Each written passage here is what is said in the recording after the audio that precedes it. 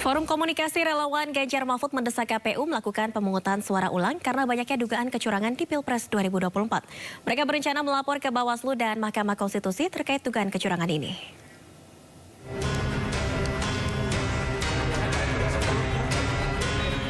Beragam dugaan kecurangan pemilu masif disuarakan. Lini masa dibanjiri foto dan video dugaan kecurangan penggelembungan suara di berbagai daerah. Publik juga mengkritik aplikasi Sirekap KPU yang bermasalah. KPU sendiri mengakui Sirekap bermasalah. Berbagai kritikan pun muncul terkait jumlah hitungan suara Sirekap KPU. Kesalahan di Sirekap diduga menambah dan menguntungkan suara salah satu paslon. Terkait hal ini, Forum Komunikasi Relawan Ganjar Mahfud menolak hasil pemilihan presiden 2024 dan mendesak KPU agar melakukan pemungutan suara ulang. Meminta KPU untuk melaksanakan pemilihan ulang secara jurdil, khususnya pemilihan presiden dan wakil presiden tahun 2024-2029 dengan mengganti komisioner KPU dan Bawaslu yang ada pada saat ini. 3. Memprotes keras kemenangan paslon 02 yang dilakukan secara selebrasi berdasarkan quick count. Sedangkan KPU belum menetapkan pemenang Pilpres berdasarkan perolehan suara terbanyak. Kini TPN Ganjar Mahfud dan Timnas Anies Mohaimin tengah berkomunikasi intensif membahas dugaan kecurangan yang terstruktur, sistematis dan masif dalam pemilu 2024. Dengan mengantongi bukti-bukti, mereka juga berencana melaporkan dugaan kecurangan ini ke Bawaslu dan Mahkamah Konstitusi. Ya pemirsa, banyaknya laporan dugaan kecurangan dalam pelaksanaan pemilu menimbulkan pertanyaan, mungkinkah pemilu diulang? Kita akan membahasnya lebih dalam sore ini bersama Direktur Eksekutif Timnas Anies Mohaimin, ada Bang Zuhad Aji Firmantoro, Tim Hukum dan Advokasi TKM Prabowo Gibran Hendar Samarantoko, Juru Bicara TPN Ganjar Mahfud Rinto Wardana, serta Guru Besar Hukum Tata Negara Profesor Juanda. Selamat sore Bapak-Bapak, apa kabar? Alhamdulillah. Sore. Baik, kita ke TPN terlebih dahulu, Bang Rinto. Ini kan kalau sesuai timeline KPU, ini nantinya untuk rekapitulasi akhir baru akan diumumkan 20 Maret 2024. Namun sejauh ini apakah TPN Ganjar Mahfud memang sudah mengarah ke gugatan sengketa pemilu ke MK? Ya, sampai saat ini kami dari tim pemenangan itu masih mengumpulkan bukti-bukti ya.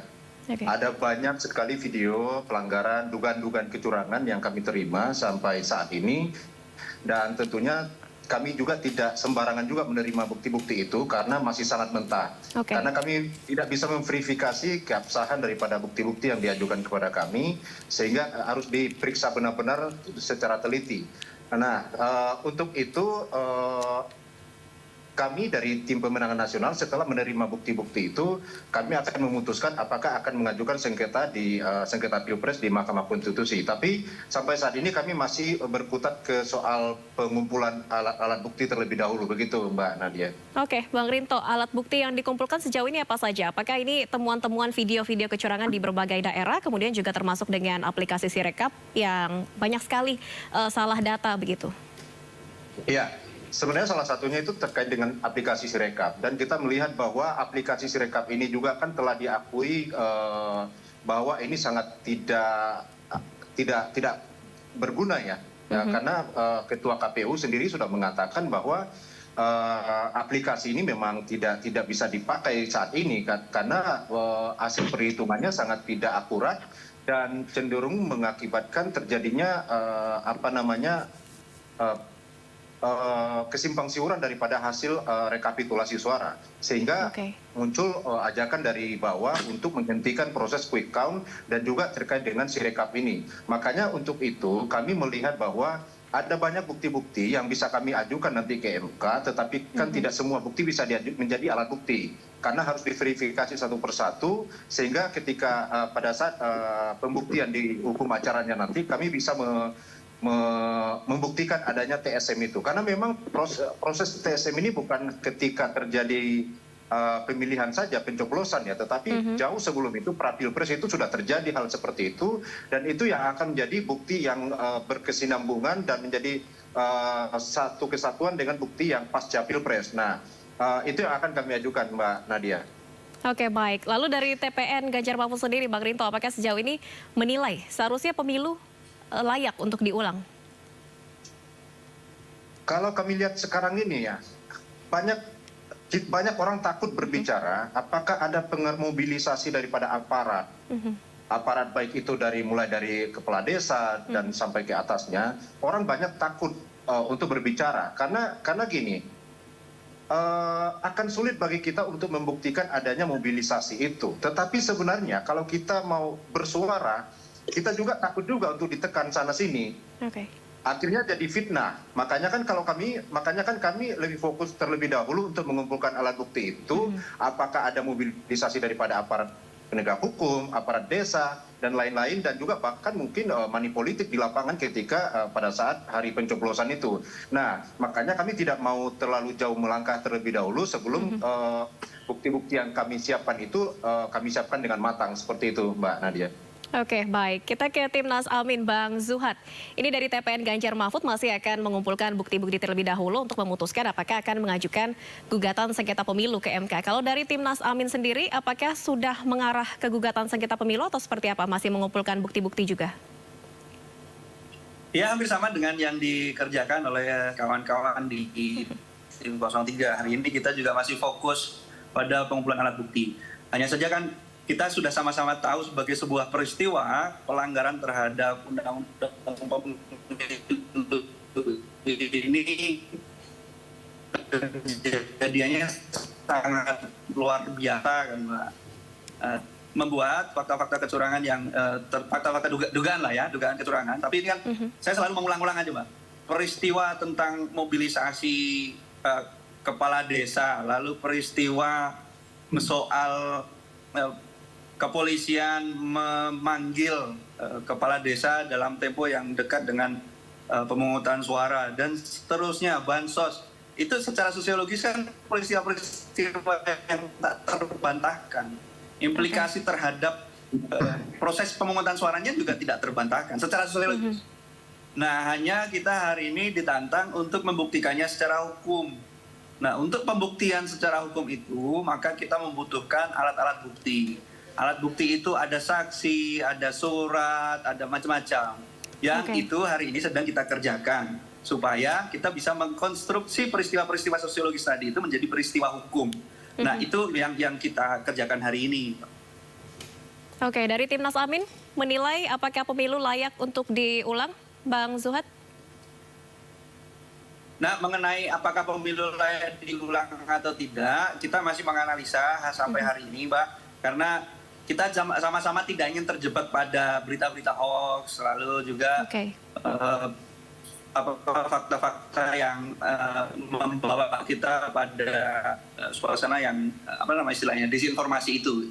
Nah, kita masih menganalisa itu, menghitung itu. Tetapi kecurangan yang kita peroleh dari laporan sementara ini memang luar biasa dan mengarah ke TSM. Kalau memang nanti pada ujungnya kemudian ada pilihan alternatif kebijakan politik yang diambil oleh pemerintah negara atau melalui lembaga peradilan, ya kita akan lihat saja nanti bagaimana.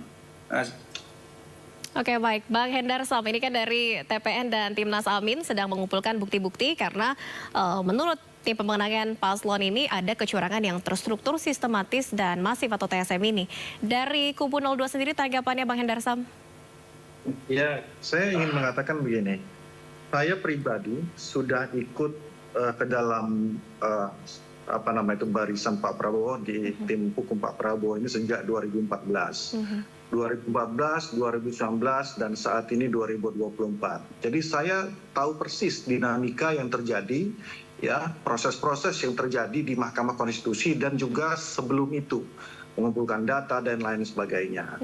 Itu yang pertama. Yang kedua, ya, kalau hal yang ingin ditonjolkan oleh dari paslon 01 dan 03 ini adalah tentang TSM, sebagaimana pengalaman saya ini sudah telat.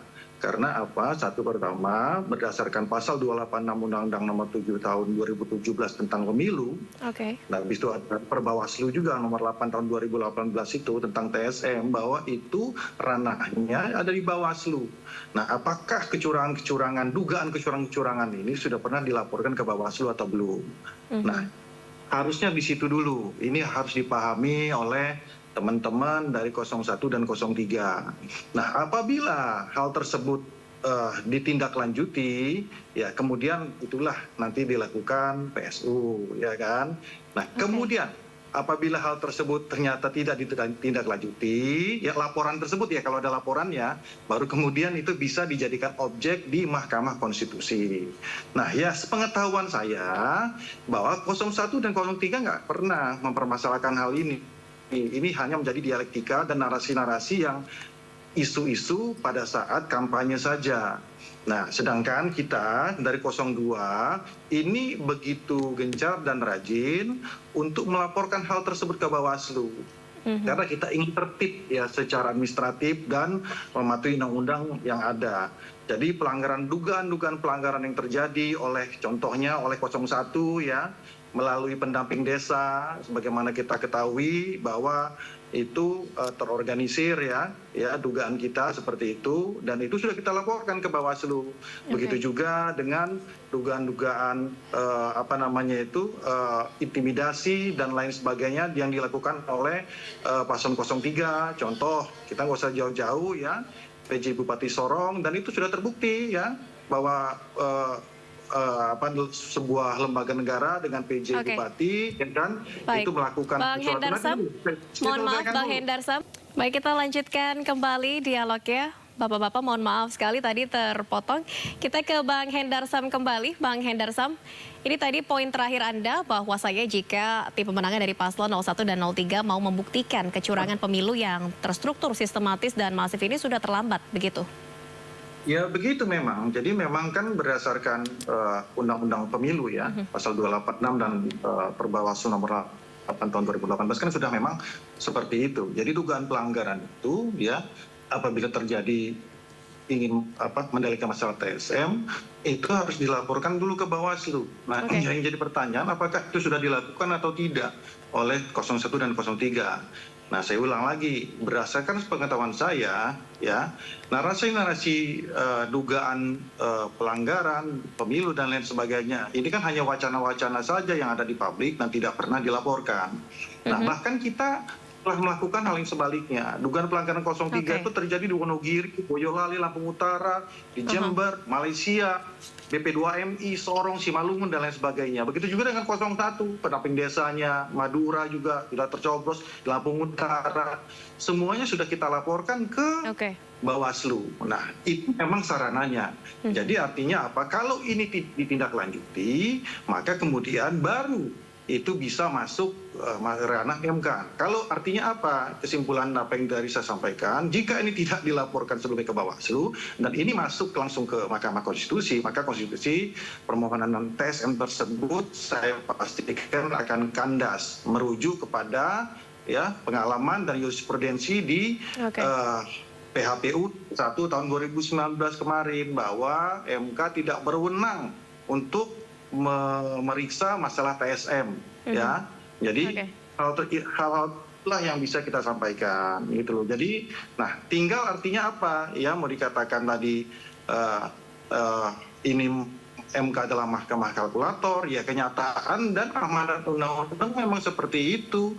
Nah, tinggal kita lihat apakah ya PHPU-nya tersebut, angka-angkanya tersebut signifikan atau tidak. Nah, kan yang bermasalah saat ini yang kita ketahui kan ada di 2.413 TPS di seluruh Indonesia. Nah, yang dilakukan PSU kan ini signifikan atau tidak? Nah, kalau dilakukan PSU umpamanya ya, maksimal saja. Kan maksimal DPT tiap TPS itu 300. Kalau 300 itu baru 723 900 suara, tidak nyampai 800.000 suara seperti itu. Nggak signifikan dengan jarak suara yang 66 juta lebih kan gitu ya. Makanya secara matematis ya sudah dipastikan ya, kan kandas di Mahkamah Konstitusi. Cuma Oke, kalau baik. ini kita bicara, Bang Hendarsa, mungkin kita ke Prof. Juanda terlebih dahulu. Prof. Juanda, ini Boleh, tadi boleh. kalau dari Monggo, Bang Prof. Hendarsa menilai kubu 01, 03 mau melaporkan dugaan pelanggaran pemilu yang TSM ini sudah terlambat. Prof. Juanda, sepaham atau ada pandangan lain? Iya. Ya, Prof. Juanda.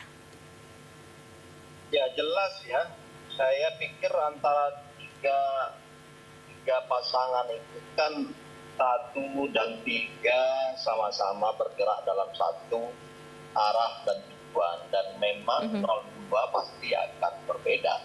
Oke. Ya, tetapi dalam hal ini kalau saya dengar dari semua itu tadi kan saling mengatakan ada kecurangan. Iya. Semua berarti curang, berarti kan semua curang.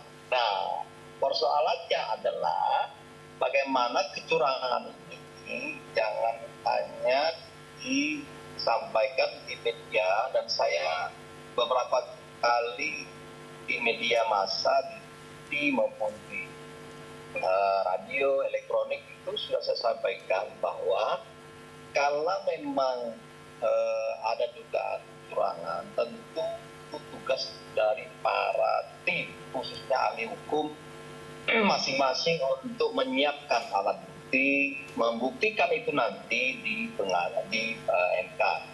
Tapi persoalannya apakah ini adalah terlambat? Saya kira tidak terlambat ya. Ya, tidak semua kata-kata si Dirham dari tadi mengatakan bahwa ini terlambat. Saya kira tidak semuanya kata-kata itu benar, bahwa semuanya harus melalui Bawaslu ya. Nah, saya tidak tahu apakah memang 01 atau 03 ya, dengan adanya disampaikan tadi ada kecurangan itu belum menyampaikan.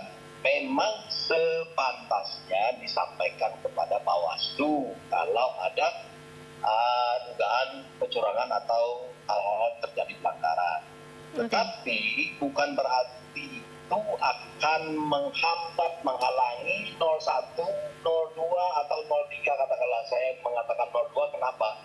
Bisa jadi kalau misalnya ya 0 ternyata di real count dan 02 juga dirugikan misalnya.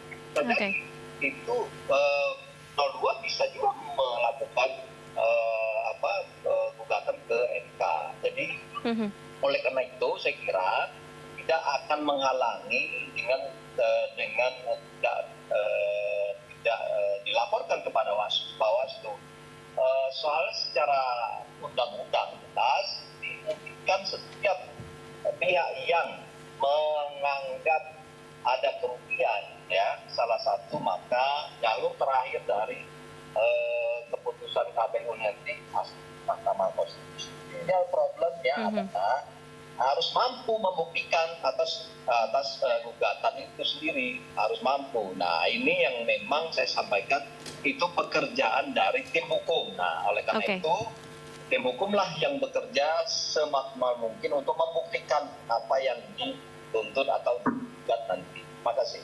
Oke, Prof. Juanda, ini kan pemilu di Indonesia sudah berlangsung 30 tahun, 6 kali pemilu. Memang belum pernah untuk pemilu ini diulang. Tapi bagaimana peluangnya di pemilu tahun ini jika nantinya memang gugatan di sengketa pemilu di Mahkamah Konstitusi ini dikabulkan dan betul-betul ditemukan adanya kecurangan yang TSM begitu?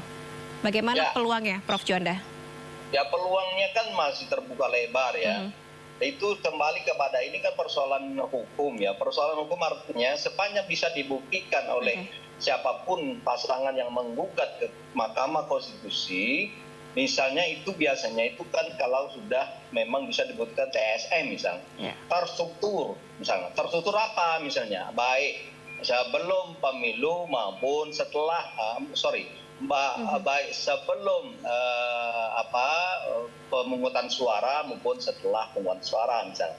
Oh, bagaimana terstrukturnya? Itu dari pusat sampai ke desa misalnya, sampai ke RT RW misalnya. Nah, itu kan perlu pembuktian yang sangat akurat. Nah, kemudian sistematis, masif. Kalau itu bisa dibuktikan benar, saya katakan bahwa secara hukum ya, secara hukum bahwa itu berpeluang untuk dilakukan pemungutan ulang lagi, pemilu ulang di tempat di mana terbuktinya adalah TSM itu. Oke. Artinya Prof Juanda, kalaupun nanti ada pemilu ulang, ini tidak serentak, namun sporadik saja begitu di sejumlah wilayah yang terbukti ada TSM. Ya, iya, yang tentu tidak semua kan kita hukum itu kan harus proporsional dengan melihat begitu. Di manakah misalnya katakanlah ini kan berandai-andai analisis hukum saya mengatakan ketika misalnya bisa dibuktikan TSM itu, oh ternyata di daerah Sumatera, nah kan di Sumatera saja, di Jawa tidak ya, Jawa tidak boleh gitu, dan itu kan secara proporsional namanya. Nah tapi kembali lagi harus benar-benar dapat dibuktikan ini. Saya kira sebenarnya kalau bukti-bukti ada tidak begitu sulit. Lihat jalurnya misalnya, jalur dari pusat sampai ke daerah menggunakan struktur hierarki pemerintah atau pejabat atau tidak misalnya. Dan juga masif misalnya, masif itu bagaimana? Apakah seluruh Indonesia atau di beberapa tempat atau hanya satu tempat misalnya? Nah hal seperti itu saya kira orang hukum, ahli-ahli hukum siapapun baik di 01, di 02, 03 pastikan sudah menyiapkan ini ahli-ahli hukum yang handal saya lihat ya. Saya kira tempurlah argumentasi hukum dengan alat hukum. Dan saya kira disitulah negara hukum itu sama tidak lebih kurang negara demokrasi. Negara demokrasi, negara hukum. Jadi di dalam negara hukum itu ada demokrasi. Di dalam negara demokrasi ada prinsip-prinsip hukum yang perlu ditegakkan. Oke, baik. Kita tahan dulu sebentar Bapak-Bapak, kita saksikan materi berikut ini. Pemirsa, partai-partai di Koalisi Perubahan pendukung paslon nomor urut 1 siap menyatukan langkah memperkuat inisiatif hak angket DPR terkait kecurangan pemilu 2024. Mereka menunggu langkah dari PDI Perjuangan sebagai partai terbesar di DPR untuk mengusulkan hak angket ini.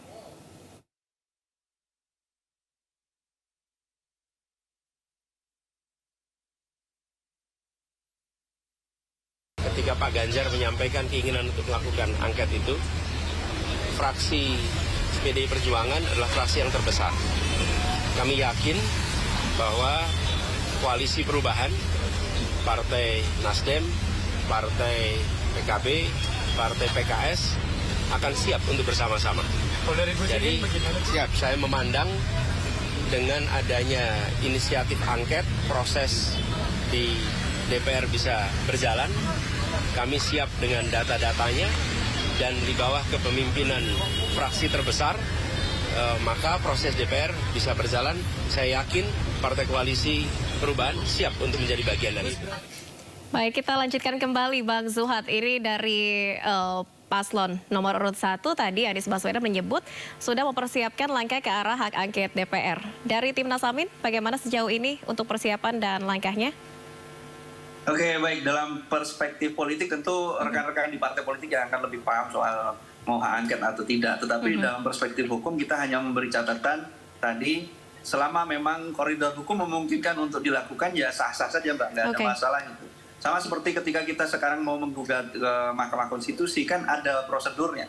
Hak angket juga ada prosedurnya dijamin oleh konstitusi. Karena itu kami dari tim hukum tetap hanya menyampaikan selama memang fasilitas prosedur untuk melakukan itu ada di dalam peraturan perundang-undangan kita, kenapa tidak? Itu Mbak. Oke, baik, kita ke Bang Rinto. Ini tadi juga Pak Anies menyebut kalau masih menunggu PDIP sebagai partai terbesar di DPR. Apakah sejauh ini memang sudah ada perbincangan ke arah situ? Artinya dari Timnas Amin dan TPN 03 ini sudah membicarakan terkait dengan hak angket ini atau bagaimana? Terkait dengan mungkin ada kolaborasi untuk melakukan upaya hukum itu masih penjajakan, jadi belum ada keputusan yang bersifat final. Saya mau menyinggung sedikit, merespon sedikit dari apa yang disampaikan oleh Bang Hendal Sam tadi, bahwa sengketa Pilpres ini bukanlah sengketa bersyarat seperti sengketa hubungan industrial ya, di mana harus diputuskan dulu di Disnaker, baru bisa dibawa ke hubungan industrial. Jadi sengketa Pilpres ini ya kalau ada bukti-bukti, tentu kan kita akan memeriksa bukti-bukti yang ada. Jadi jadi bukan karena misalnya karena kita tidak laporkan ke Bawaslu, lantas kita tidak bisa ajukan permohonan sengketa Pilpres di MK.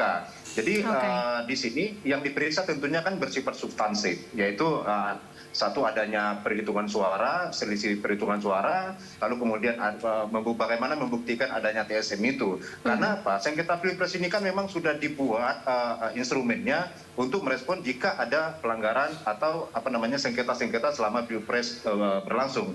Jadi bukan berarti karena tidak diadukan ke Bawaslu lantas tidak bisa diadukan ke MK.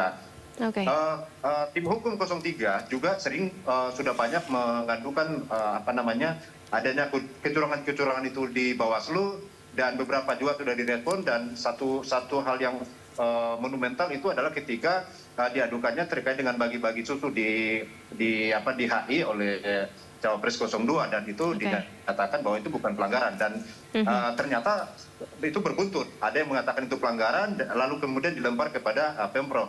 Akhirnya ini mengakibatkan Bawaslu ini jadi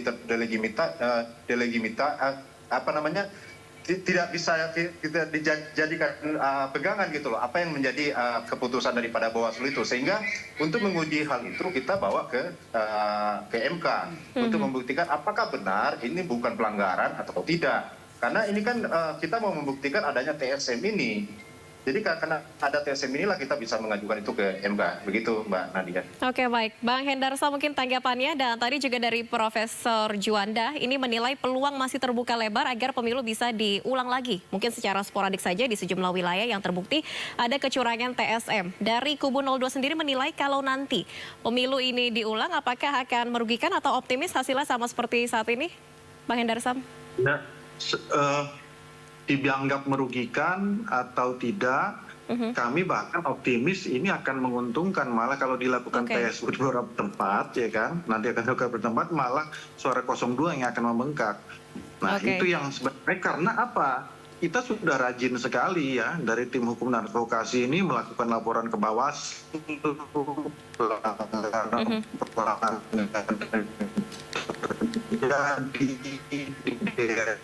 di daerah basis masa 03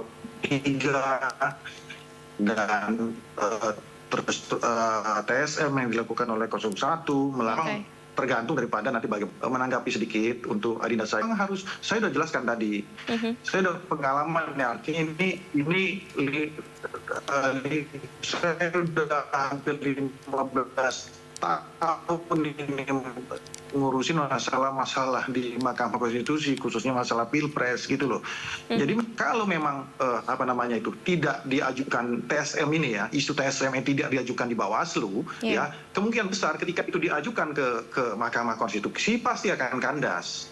Nah, karena apa? Syarat untuk TSM ini bisa dibahas di Mahkamah Konstitusi apabila itu sudah diajukan di Bawaslu dan Bawaslu tidak meresponnya atau tidak menjalankan tugasnya dengan baik dan benar, baru itu bisa diajukan. Jadi kalau laporan itu tidak cukup seperti itu, kanalnya tidak dilalui itu langsung lompat ke sana, ya maka mohon maaf dengan pengalaman kita, contohnya di 2019, kami juga pernah 2 kali kalah di sana dengan menggunakan dasar hukum yang serupa. Jadi kita bukan mau menang-menangan, kita satria saja. Di 2019 kita ajukan TSM itu, tapi memang putusannya tidak bisa. Itu masalah PHPU ya, perselisihan hasil. Kalau perselisihan hasil harus dilihat ya kan signifikan atau tidak. Mengingat jaraknya yang begitu sangat jauh ya, untuk yang terdekat saja itu dengan 01 itu jaraknya itu kurang lebih 33%, hampir 66 juta. 60 juta pemilih itu yang harus dimigrasikan ya kan kepada ke 01 ya. Nah ini kan sesuatu yang hampir mustahil melihat secara matematis ya gitu. Jadi kurang lebih mungkin ada di 250.000 TPS ya, itu harus dibuktikan telah terjadi pelanggaran dan dilakukan PSU kemudian suara dari 2.500 TPS tersebut berpindah semua ke 01, contohnya seperti itu. Oke, Makanya artinya hal Bang tersebut Hendarson, yang kita anggap secara matematis agak sedikit sulit untuk dibuktikan. Saya mengatakan hal tersebut bukan saya karena di saat ini sebagai di pihak hukum dan advokasi paslon pemenang. Saya di 2019 pernah di pihak yang kalah, pernah merasakan hal yang sama dengan hal tersebut dengan menggunakan undang-undang ini. Seperti itu dia. Oke, Bang Hendarson, artinya jika nantinya dari tim pemenangan 01 dan 03 akan mengarah ke gugatan sengketa pemilu di MK, ada lampu hijau ini dari kubu 02 begitu? Oh iya, itu kan hak. Tadi Prof. Juanda sudah mengatakan sah-sah saja untuk diajukan. Memang sah-sah saja setiap orang untuk mengajukan gugatan, tidak hanya gugatan di MK ya, gugatan ke keperdataan dan lain sebagainya itu ya hal sah-sah saja. Tapi apakah itu dikabulkan atau tidak, itu yang kita permasalahkan. Kami bisa prediksi kalau untuk TSM kemungkinan besar itu akan ditolak. Jadi hanya PHPU-nya saja. Nah, dilihat apakah signifikan atau tidak. Cuman itu saja. Nah, kalau dilihat ini kan pelanggaran hanya bukan pelanggar, bermasalah itu di 2.413 TPS ini ya launchingnya. Nah, itu kan suaranya belum tentu ke 01 dan 03 semua. Jangan-jangan malah suara 02 yang memegang apabila dilakukan PSU kan gitu. Oke, baik. Gitu kita ke Prof. Juanda terlebih dahulu. Mungkin Prof. Juanda, ini kan dari tim pemenangan 01 dan 03 masih pikir-pikir dan mengumpulkan bukti untuk mengarah ke gugatan sengketa pemilu di MK. Sementara dari kubu 02 mempersilahkan saja karena ini merupakan hak seperti tadi yang Prof. Juanda katakan. Lalu untuk bukti seperti apa yang diperlukan yang cukup kuat untuk bisa membuktikan dugaan kecurangan pemilu yang TSM ini? Prof. Juanda. Tergantung pada apa dari dugaan pelanggaran yang diajukan oleh pasangan itu. Kalau misalnya dugaan TSM, maka mereka harus membuktikan ada tindakan atau perbuatan ya secara struktur itu, secara struktur artinya menggunakan pejabat pemerintah dari pusat sampai ke bawah. Sebab itu dibuktikan apa jenis perbuatannya. Ya, jenis perbuatannya. Apakah perintah, apakah bisik-bisik tetangga, apakah apa, misalnya kan gitu kan. Nah, itu harus dibuktikan. Dan pembuktiannya itu dalam bentuk apa? Kalau itu misalnya katakanlah saya mengarah misalnya bansos misalnya. Kalau memang bansos ini titipan dari nah kalau bisa dibuktikan itu seluruhnya, mungkin bisa juga. Ini salah satunya. Bansos yang di mana? Di sana. Di mana bansos itu dilakukan dengan menggunakan alat-alat pemerintahan atau pejabat pemerintahan misalnya. Nah, kemudian misalnya apa curangan pelanggaran apa? Dugaan pelanggaran curangan apa? Nah, itu alat bukti itu tergantung pada dugaan apa yang dilakukan atau dugaan apa pelanggaran yang terjadi. Jadi, saya tidak bisa mengatakan ABC ini tergantung pada pemahaman dan bukti-bukti yang diajukan oleh salah satu pasangan atau beberapa pasangan 01 atau katakanlah 01 dan 03. Nah, oleh karena itu benar 01 dan 03 tadi mengatakan lagi mengumpulkan alat bukti. Artinya mengumpul alat bukti itu tidak sembarangan memang ya. Asal-asal akhirnya jadi sampah itu kan percuma, tapi biasanya sebagai orang hukum, biasanya ahli-ahli hukum yang sering berpraktek di peradilan itu sudah tahu ini kuat, ini lemah, misalnya seterusnya. Jadi saya yakin para ahli hukum yang diajukan itu atau yang dipercaya tidak sembarang ya. Tetapi ketika dia sudah mengajukan, biasanya sudah diperhitungkan. Pasti sudah memperhitungkan pihak lawan, pihak misalnya KPU juga kan paling-paling si 02 akan jadi terkait. KPU akan digugat nanti itu. Nah, KPU inilah sudah menyiapkan tentu pengacara-pengacara lawyer yang hebat. Nah, tentu ini adu argumentasi inilah kita senang nanti, menarik sekali dalam negara hukum, negara demokrasi sama dengan 2019 ya. 2019 itu kan Pak Jokowi dan Pak Prabowo misalnya, dan kebetulan saya waktu itu di sidang itu melihat dalam putusan itu, menarik sekali argumentasi para ahli hukum itu. Saya kira untuk mengatakan apa alat bukti apa tergantung pada peristiwa yang diduga itu apa. Saya kira demikian. Oke, baik. Jadi diperlukan alat bukti yang kuat dan mungkin artinya juga proses ini akan diwarnai dengan adu argumentasi yang mana ini merupakan proses demokrasi yang sehat. Terima kasih sekali Bang Zuhad, Bang Hendarsam, Bang Rinto dan juga Profesor Juanda telah bergabung dalam dialog di Sindo Sore. Ini masih 1 bulan menjelang rekapitulasi akhir, kita sama-sama kawal pemilu yang demokratis, luber dan jurdil ini. Terima kasih, selamat sore, salam sehat.